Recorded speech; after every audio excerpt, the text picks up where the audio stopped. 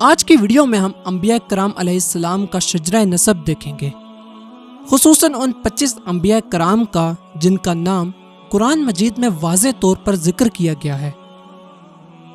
آپ دیکھیں گے کہ ان میں سے بہت سے نام قرآن اور بائبل دونوں میں مشترک ہیں، البتہ بعض جگہ پر اہم اختلافات بھی موجود ہیں۔ اگر آپ انبیاء کرام علیہ السلام کا شجرہ نسب والا چارٹ حاصل کرنا چاہتے ہیں تو ہماری ویب سائٹ البدایہ.اسٹور کو وزٹ کریں۔ جس طرح عیسائیت یعنی کرسچینٹی میں سلسلہ نبوت حضرت آدم سے شروع ہوتا ہے، اسی طرح اسلام میں بھی نبوت کا آغاز حضرت آدم علیہ السلام سے ہوتا ہے، جن کی زوجہ حضرت حوا تھیں۔ وہ دنیا کے پہلے مرد اور پہلی عورت تھیں۔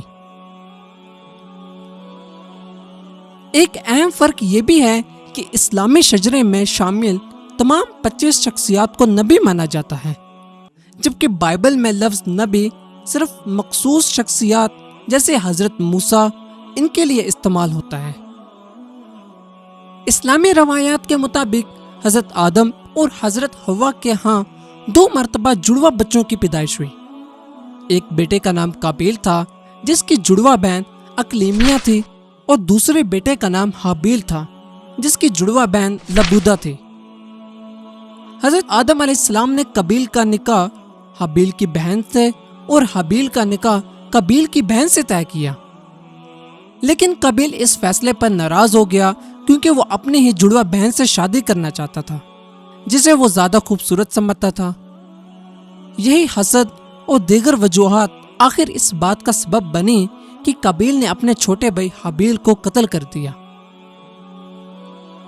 یہاں پہ آپ کو یہ بھی بتاتے چلیں کہ یہ واقعہ کہ جس میں قابیل نے حابیل کو قتل کیا تھا، بعض جگہ اسلامی روایات میں اس کی وجہ مختلف بتائی جاتی ہے۔ اس کے بعد حضرت آدم کی نسل کا سلسلہ ان کے تیسرے بیٹے حضرت شیث سے آگے بڑھا۔ اسلام کے اگلے اہم نبی حضرت ادریس علیہ السلام ہیں، جنہیں عموماً بائبل کے انوک کے مساوی سمجھا جاتا ہے۔ اسلامی روایات کے مطابق حضرت ادریس وہ پہلے انسان تھے جنہوں نے قلم سے لکھنا شروع کیا اور سب سے پہلے علم نجوم اور دیگر علوم میں تحقیق کی۔ حضرت ادریس علیہ السلام حضرت نوح علیہ السلام کے پردادا بھی تھے۔ ناظرین، اس شجرہ نسب کو مزید آسانی سے سمجھانے کے لیے ہم نے مختلف رنگوں کا استعمال کیا ہے۔ برا رنگ یعنی براؤن رنگ طوفان نوح سے پہلے کے انبیاء کرام علیہ السلام کی نمائندگی کرتا ہے۔ سرخ رنگ الوہ العظم انبیاء کرام علیہ السلام کو ظاہر کرتا ہے۔ سبز رنگ ان انبیاء کرام علیہ السلام کو ظاہر کرتا ہے جو کہ عرب کی سرزمین پر دعوت کے لیے مخصوص ہیں۔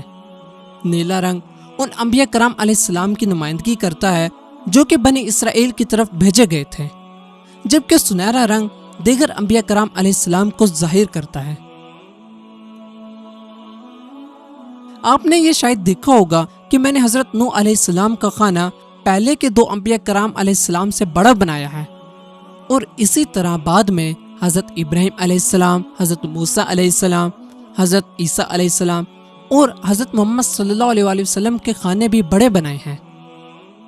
اس کی وجہ یہ ہے کہ یہ انبیاء الوہ العظم کہلاتے ہیں، یعنی وہ عظیم انبیاء جنہیں اللہ تعالیٰ نے غیر معمولی عزم اور استقامت عطا فرمائی۔ قرآن مجید میں ذکر کیے گئے 25 انبیاء کرام علیہ السلام میں سے صرف 5 انبیاء کرام کو یہ خصوصی مقام حاصل ہے۔ حضرت نوح علیہ السلام کو سب سے زیادہ اس نبی کے طور پر جانا جاتا ہے جنہوں نے اللہ کے حکم سے کشتی بنائی اور عظیم طوفان سے اپنے ماننے والوں اور مختلف جانوروں کے ساتھ نجات پائی۔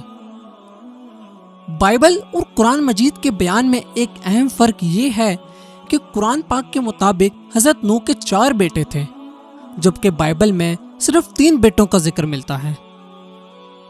البتہ قرآن پاک کے مطابق ان کا ایک بیٹا اور ان کی اہلیہ ایمان نہ لانے کی وجہ سے اسی طوفان میں غرق ہو گئے۔ اس کے بعد 2 ایسے انبیاء کرام کا ذکر آتا ہے جن کا تذکرہ بائبل میں نہیں ملتا، یعنی حضرت ہود علیہ السلام اور حضرت صالح علیہ السلام۔ حضرت ہود علیہ السلام کو قوم عاد کی طرف ہدایت کے لیے بھیجا گیا، جبکہ حضرت صالح علیہ السلام کو قوم سمود کی طرف مبعوث کیا گیا۔ حضرت ہود علیہ السلام نے اپنی قوم کو توحید اور اللہ کی اطاعت کی دعوت دی، مگر انہوں نے انکار کیا، جس پر اللہ تعالیٰ نے انہیں ایک شدید آندھی کے ذریعے ہلاک کر دیا۔ دوسری طرف قرآن مجید میں قوم سمود کا واقعہ بھی بیان ہوا ہے۔ قوم سمود نے حضرت صالح علیہ السلام سے اللہ کی طرف سے کوئی نشانی یا معجزہ دکھانے کا مطالبہ کیا۔ قوم سمود کے مطالبے پر اللہ تعالیٰ نے معجزانہ طور پر ایک اونٹنی کو چٹان سے نکالا جو ہر دوسرے دن انہیں دودھ فراہم کرتی تھی، لیکن بعد میں قوم نے اسی اونٹنی کو نقصان پہنچایا، جس کی سزا میں اللہ تعالیٰ نے ان پر زلزلہ بھیجا اور ان کی پوری بستی تباہ ہو گئی۔ حضرت ہود اور حضرت صالح علیہ السلام یہ دونوں ان انبیاء کرام میں سے ہیں جو کہ عرب کی سرزمین پر بھیجے گئے تھے، اسی لیے ان دونوں کا نام سبز رنگ میں دکھایا گیا ہے۔ اب ہم 5 اولو العظم انبیاء کرام میں سے دوسرے عظیم انبیاء یعنی حضرت ابراہیم علیہ السلام کی طرف آتے ہیں، جنہیں یہودی اور عیسائی ابراہم کے نام سے جانتے ہیں۔ یہیں سے خاندانی شجرے میں ایک اہم تقسیم ہوتی ہے اور قرآن اور بائبل کے بیانات میں کئی نمایاں اختلافات سامنے آتے ہیں۔ دونوں روایات کے مطابق حضرت ابراہیم علیہ السلام کے 2 اہم بیٹے تھے، حضرت اسماعیل علیہ السلام اور حضرت اسحاق علیہ السلام۔ حضرت اسماعیل علیہ السلام قوم عرب اور بالآخر حضرت محمد صلی اللہ علیہ وسلم کے جد امجد ہیں، جبکہ حضرت اسحاق علیہ السلام بنی اسرائیل کے جد امجد ہیں۔ اسلامی روایات میں حضرت ابراہیم علیہ السلام کی زندگی کے کئی ایسے واقعات ملتے ہیں جو کہ بائبل میں موجود نہیں ہیں۔ ان میں سب سے مشہور واقعہ وہ ہے جب توحید کی دعوت دینے پر حضرت ابراہیم علیہ السلام کو ایک عظیم آگ میں ڈالا گیا، لیکن اللہ تعالیٰ نے انہیں محفوظ رکھا اور وہ صحیح سلامت آگ سے باہر نکل آئے۔ حضرت ابراہیم علیہ السلام کی زندگی سے متعلق سب سے اہم اختلاف قربانی کے واقعے میں ہے۔ بائبل کے مطابق اللہ تعالیٰ نے حضرت ابراہیم کو اپنے دوسرے بیٹے حضرت اسحاق کی قربانی کا حکم دیا تھا، جبکہ اسلامی روایات کے مطابق قربانی کے لیے پیش کیے جانے والے بیٹے حضرت اسماعیل علیہ السلام تھے۔ اسلام میں حضرت ابراہیم علیہ السلام اور ان کے 2 بیٹے حضرت اسماعیل علیہ السلام اور حضرت اسحاق علیہ السلام تینوں کو نبی مانا جاتا ہے۔ اسی طرح حضرت ابراہیم علیہ السلام کے بھتیجے حضرت لوط علیہ السلام بھی نبی تھے، جو بائبل میں لوط کے مساوی ہیں۔ حضرت لوط علیہ السلام کی قوم اور سدوم و عمورہ کی تباہی کا واقعہ اسلام میں بھی تقریباً اسی طرح بیان کیا جاتا ہے جیسے بائبل میں بیان کیا گیا ہے، اگرچہ بعض تفصیلات مختلف ہیں۔ مسلمانوں کے عقیدے کے مطابق حضرت ابراہیم علیہ السلام حضرت اسماعیل علیہ السلام کو مکہ مکرمہ لے گئے، جہاں دونوں نے مل کر خانہ کعبہ کی تعمیر کی، جو کہ آج اسلام کا مقدس ترین مقام ہے۔ دنیا بھر کے مسلمان نماز کے دوران اسی کی طرف رخ کرتے ہیں، اور اسلام کے بنیادی ارکان میں سے ایک یہ بھی ہے کہ جو شخص استطاعت رکھتا ہو وہ زندگی میں کم سے کم ایک مرتبہ حج کے لیے خانہ کعبہ کی زیارت ضرور کریں۔ خانہ کعبہ کی تعمیر کے بعد پیش آنے والا ایک اور مشہور واقعہ بھی اسلامی روایات کا حصہ ہے۔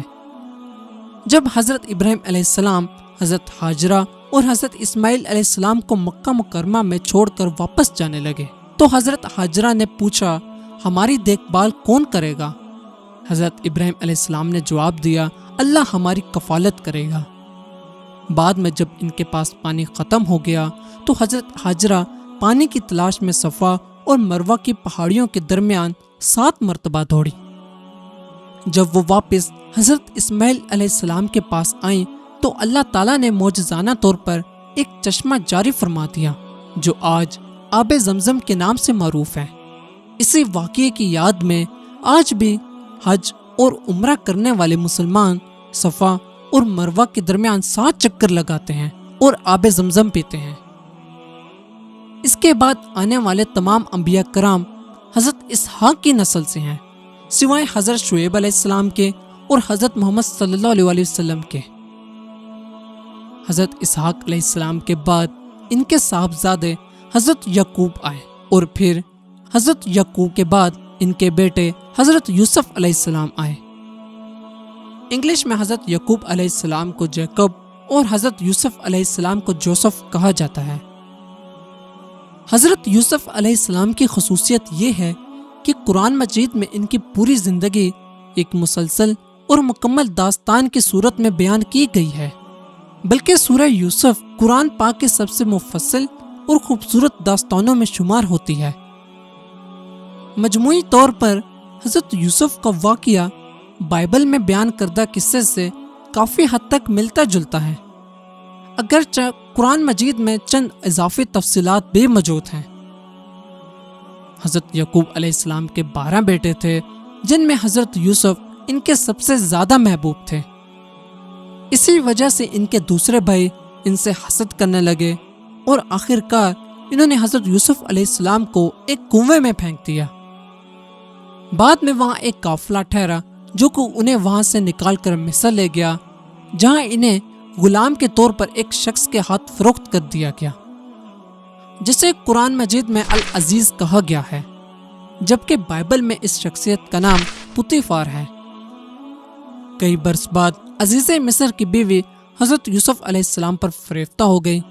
عیسائی روایات میں اس عورت کا نام بیان نہیں کیا گیا، لیکن اسلامی روایات میں اسے زلیخا کہا جاتا ہے۔ اس واقعے کے نتیجے میں حضرت یوسف علیہ السلام کو قید خانے میں ڈال دیا گیا۔ وہاں وہ خوابوں کی تعبیر بیان کرنے کی اپنی غیر معمولی صلاحیت کی وجہ سے مشہور ہو گئے۔ مختصر یہ کہ بعد میں انہوں نے بادشاہ مصر کے خواب کی درست تعبیر بیان کی، جس کے انعام کے طور پر انہیں پورے مصر کا وزیر یا آج کے دور میں وزیر اعظم مقرر کیا گیا۔ اس کے بعد ایسے انبیاء آتے ہیں جو کہ حضرت یعقوب کی نسل سے نہیں تھے۔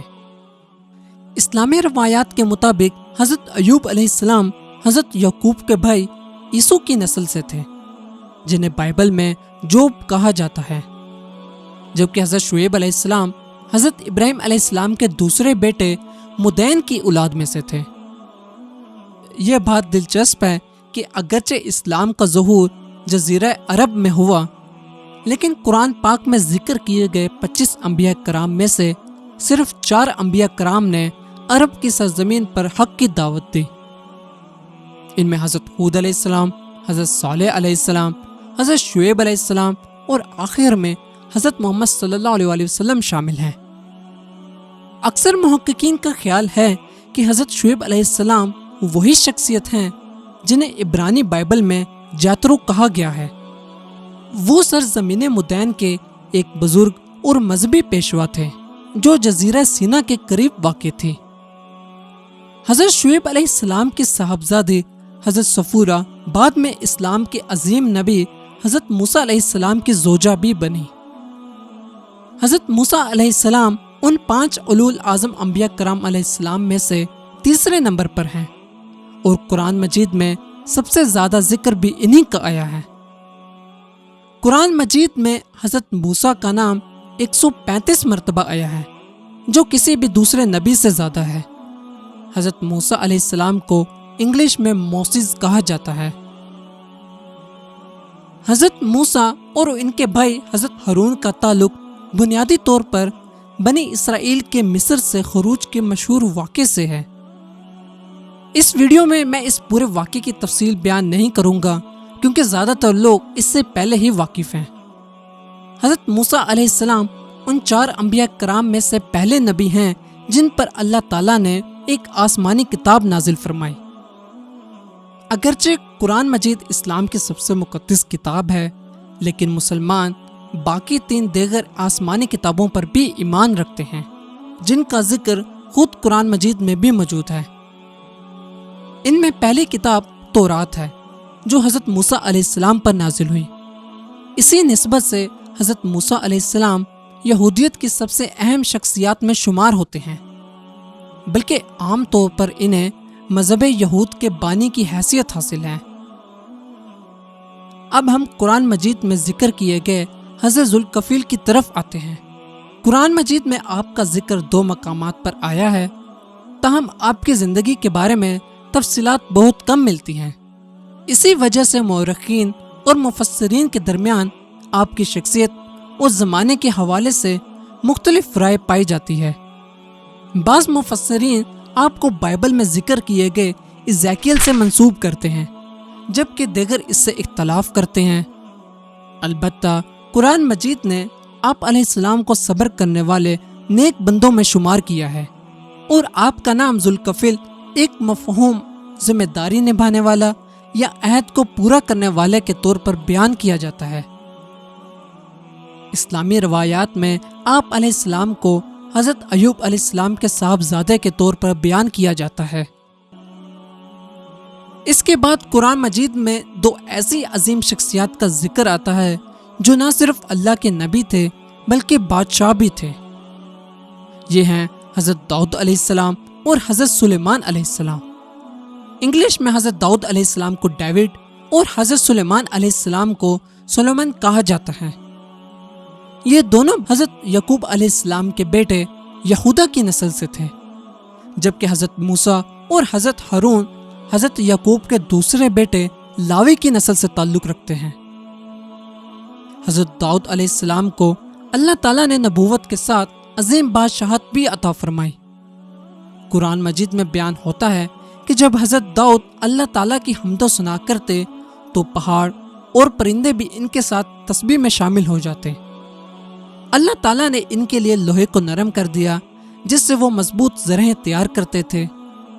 حضرت داؤد علیہ السلام ایک عادل حکمران تھے جو ہر فیصلے میں انصاف کو مقدم رکھتے اور ہمیشہ اللہ کی طرف رجوع کرتے تھے۔ جس طرح حضرت موسیٰ علیہ السلام پر تورات نازل ہوئی، اسی طرح حضرت داؤد علیہ السلام پر زبور نازل کی گئی، جو کہ اسلام کی 4 آسمانی کتابوں میں سے ایک ہے۔ حضرت داؤد علیہ السلام کے بعد نبوت اور بادشاہت ان کے بیٹے حضرت سلیمان علیہ السلام کو عطا ہوئی۔ اللہ تعالیٰ نے انہیں عظیم سلطنت عطا فرمائی جیسے کسی اور کو نصیب نہ ہوئی۔ قرآن مجید کے مطابق ہوا، جنات، انسان اور پرندے سب اللہ کے حکم سے ان کے تابع تھے، اور حضرت سلیمان علیہ السلام جانوروں کی بھی زبان سمجھتے تھے۔ یہ بات دلچسپ ہے کہ سلیمان کا نام اسلامی تاریخ میں بہت سے مسلم حکمرانوں اور سلطانوں نے بھی اختیار کیا ہے۔ ان میں سب سے مشہور سلطنت عثمانیہ کے عظیم سلطان سلیمان قانونی ہیں، جنہیں انگلش میں سلیمان دی میگنیفیسنٹ کہا جاتا ہے۔ اس کے بعد حضرت الیاس علیہ السلام اور ان کے جانشین حضرت الیاسا علیہ السلام کا ذکر آتا ہے۔ اسلامی روایات کے مطابق حضرت الیاس علیہ السلام، جنہیں انگلش میں ایلیجا کہا جاتا ہے، وہ حضرت ہارون کی نسل سے تھے، اور حضرت الیاسا علیہ السلام، جنہیں انگلش میں ایلیشا کہا جاتا ہے، وہ حضرت یوسف کی نسل سے تھے۔ اسلامی روایت میں حضرت الیاس کا تعلق ایک پر اسرار شخصیت حضرت خضر سے بھی جوڑا جاتا ہے، اگرچہ قرآن مجید میں خضر کا نام صراحت کے ساتھ موجود نہیں۔ حضرت خضر کا ذکر کئی انبیاء کے واقعات میں ملتا ہے، خصوصاً حضرت موسیٰ کے واقعے میں۔ وہ دراصل کون تھے، اس بارے میں مختلف رائے پائی جاتی ہے۔ کچھ لوگ انہیں فرشتہ قرار دیتے ہیں، جبکہ بعض انہیں اللہ کے ایک برگزیدہ ولی یا صالح بندے کے طور پر دیکھتے ہیں۔ یہ بھی قابل ذکر ہے کہ اگرچہ حضرت الیاس علیہ السلام اسلام میں اولو العظم انبیاء میں شامل نہیں ہیں، لیکن یہودیت میں وہ حضرت موسیٰ کے بعد سب سے اہم انبیاء میں شمار ہوتے ہیں۔ اس کے بعد قرآن مجید میں حضرت یونس کا ذکر آتا ہے، وہی نبی جنہیں اللہ تعالیٰ کے حکم سے ایک عظیم مچھلی نے نگل لیا تھا، اور بعد میں اللہ تعالیٰ نے انہیں صحیح سلامت باہر نکال دیا۔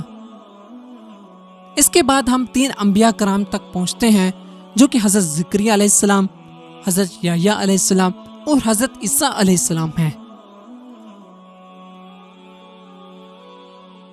حضرت زکریا علیہ السلام ایک عبادت گزار بزرگ تھے، اور وہ حضرت یحییٰ علیہ السلام کے والد بھی تھے، جنہیں آج کے دور میں جان دی بیپٹسٹ کہا جاتا ہے۔ قرآن مجید کے مطابق حضرت ذکر علیہ السلام کی اہلیہ کی ایک بہن تھی جن کی شادی عمران سے ہوئی تھی۔ حضرت عمران حضرت مریم کے والد تھے۔ حضرت عمران کی وفات کے بعد حضرت مریم کی کفالت حضرت زکریا علیہ السلام نے کی تھی۔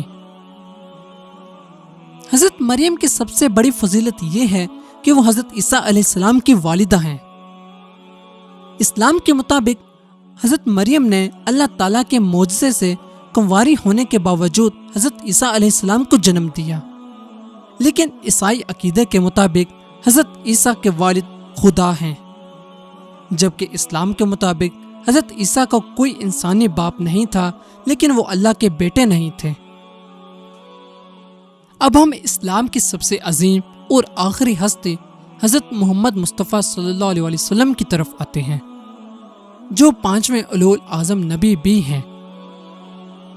حضرت محمد صلی اللہ علیہ وسلم اللہ تعالیٰ کے آخری نبی ہیں، اسی لیے آپ صلی اللہ علیہ وسلم کو خاتم النبیین کہا جاتا ہے، یعنی آپ صلی اللہ علیہ وسلم کے بعد نبوت کا سلسلہ مکمل ہو گیا اور اللہ کی براہ راست وحی کا دروازہ بند ہو گیا۔ اللہ تعالیٰ نے حضرت محمد صلی اللہ علیہ وسلم پر اپنی آخری اور کامل کتاب قرآن مجید نازل فرمائی ہے۔ مسلمانوں کے نزدیک قرآن پاک صرف ایک مقدس کتاب نہیں بلکہ اللہ تعالیٰ کا لفظ بلفظ کلام ہے۔ مسلمانوں کے عقیدے کے مطابق قرآن کا ایک لفظ بھی تبدیل نہیں کیا جا سکتا اور نہ ہی کسی دوسری زبان میں اس کا ایسا ترجمہ ممکن ہے جو اصل عربی متن کا مکمل نامل بدل بن سکے۔ یہی بات قرآن پاک کو دیگر آسمانی کتابوں سے منفرد بناتی ہے۔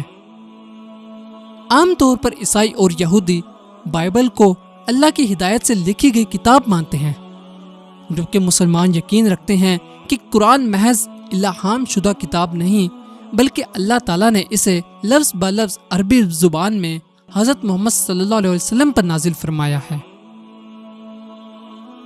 جیسا کہ پہلے ذکر کیا گیا ہے، اسلامی روایات کے مطابق حضرت محمد صلی اللہ علیہ وسلم حضرت اسماعیل علیہ السلام کی نسل سے ہیں۔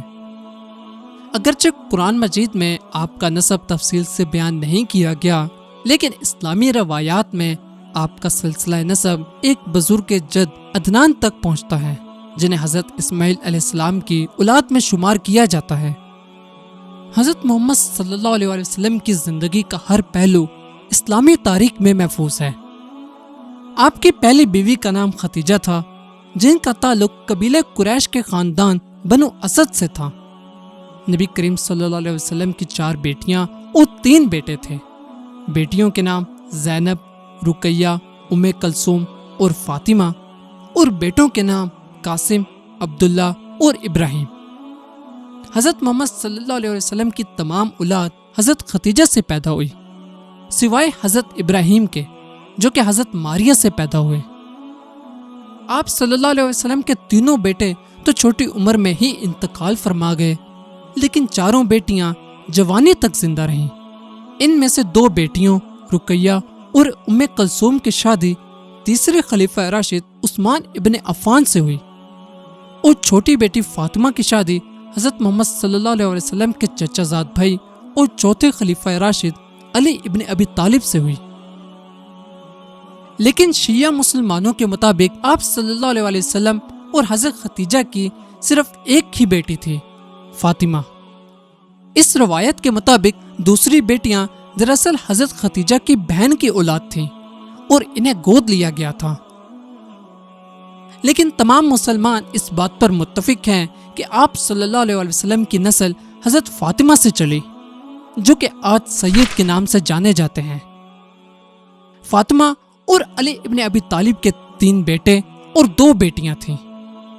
2 بیٹے حسن اور حسین تھے۔